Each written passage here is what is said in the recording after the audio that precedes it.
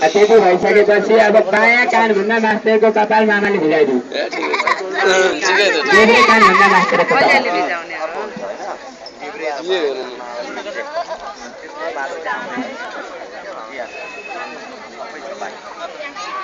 भाइ होइन अब 3 भाग लाग्नु अहिलेको जस्तै गरेर।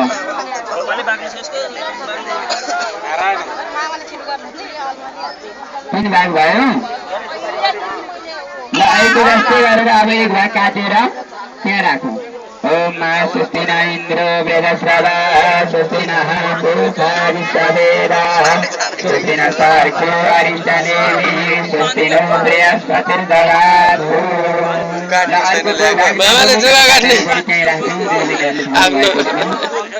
मङ्गलाय तनु हरि।